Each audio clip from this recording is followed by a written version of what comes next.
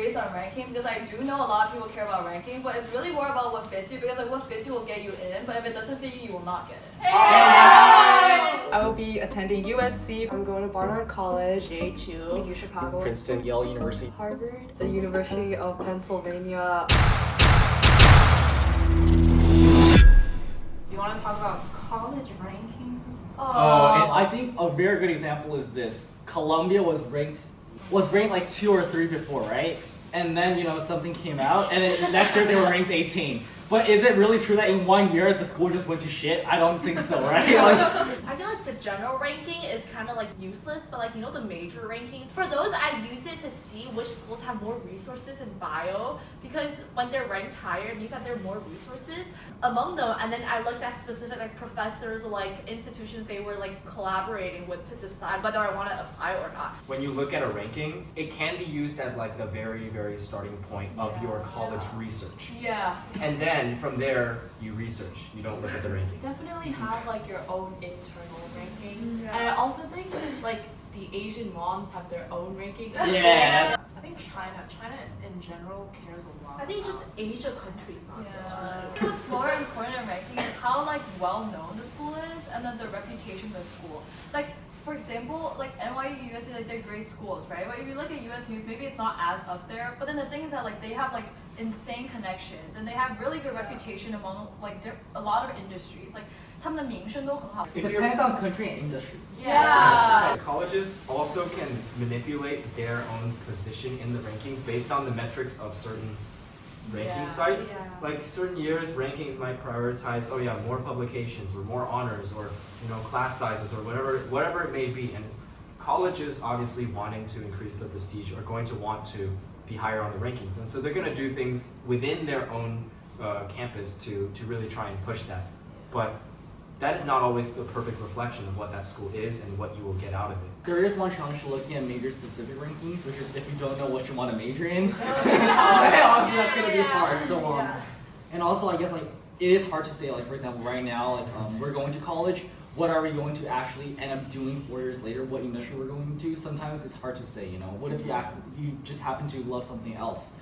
One big thing that we didn't really get full advantage of that most people watching this video will have is in-person college tours. Oh yeah. You should definitely visit schools from a wide range of like selectivity and like level, because if you just view the schools at the top 10%, you are not going to see the whole picture of what US colleges have to offer. Maybe there's an aspect of a school that is very different from, like some of the higher ranked schools or whatever, that you will never be exposed to if you never visit. Don't take them as like the best indicators, but things like Maya Learning, like our school uses, you can kind of see like what students the school accepts from like SAS. So it kind of gives you an idea about your stats.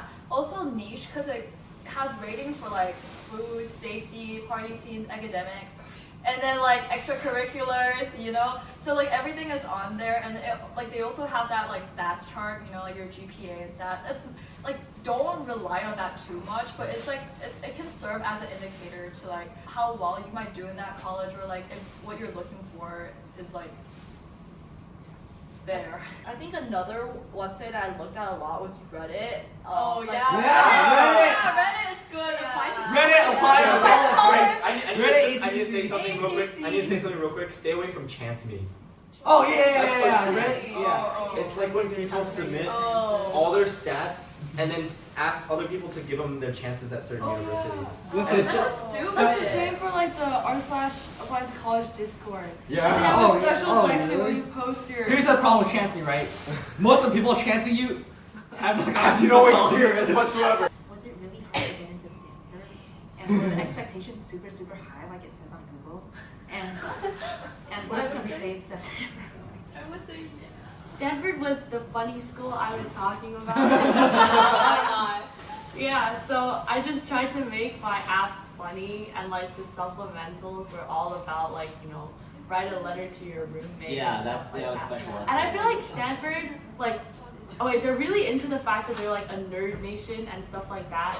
So like reference all of their like quirky traditions when you talk about Stanford. Like they had like ice cream runs and shit. I remember like I talked about that in my application. is it as hard as it says on Google? By a statistical definition. It is like pretty hard to get into, but like you should still apply that. I think that question actually could be asked for us too. How do you feel about it? For a different perspective. Oh yeah, it might be easier if you do humanities as well. I don't know. They're not human. Oh, I will say this actually, like especially for those like super like hyper selective schools, it depends on where you're studying as well. Like what Stephanie said, basically like Stanford, they've been known for STEM for so long that like they really don't have a shortage of STEM students, and so they've been looking to expand their humanities departments more. And for a school like Yale, they're known for their humanities, but not so much as STEM, and so they're looking to expand their STEM departments more. And so it really still depends on what the school is looking for in this specific admission cycle as well. And the numbers themselves, it's hard to say what they mean, and it really depends on who you are and also what you are able to contribute to that university. How did you choose between a large public versus private university versus liberal Oh, arts? that's a good question. I chose That was my mid-size. question. I ended up choosing the liberal arts private because I'm the kind of person who does like talking more in classes, interacting with like in smaller groups. I was talking to this person who goes to UCLA, and he said he's the type that likes big lecture halls because he doesn't like talking in class and he just kind of likes to sit there and listen. So that's why he likes public schools more. But yeah, I like to talk. It's not that I like to talk in class, it's just I hear many people talking about like the massive class sizes at Berkeley, and it's like you can't even get most of the classes you want because there's so many people, and everybody who goes into like their general school, you go undecided and you basically have to fight for your major. Like you don't even know if you can get your major, you know? So for me, it's like I'm paying basically the same amount of money because I'm international. Like if I was in California, that'd be different.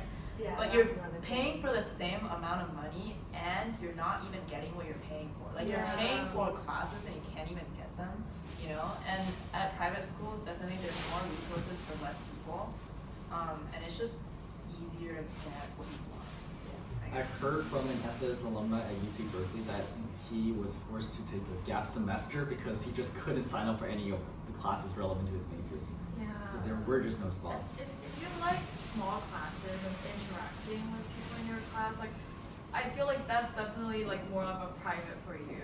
This is coming from like a point of like we can afford. Yeah. We're all very privileged to be at SAS and to have the option between public and private. But if you're not in this like situation, of course, like make whatever decision is considered.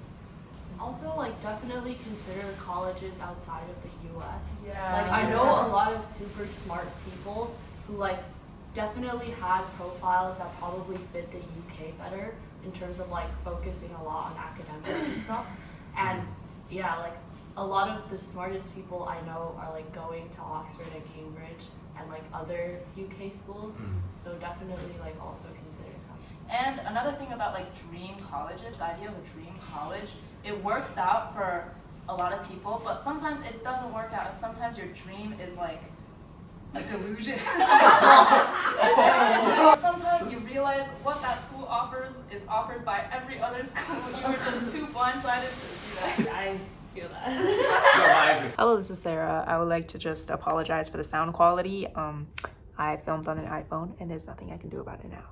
But also I wanted to acknowledge that we don't know everything, and everything we say is just based off of our own experiences. So what is true for us might not be true for you. So if there's anything that you disagree with or something we left out that you think is really important, or you just have more questions, definitely let us know in the comments below.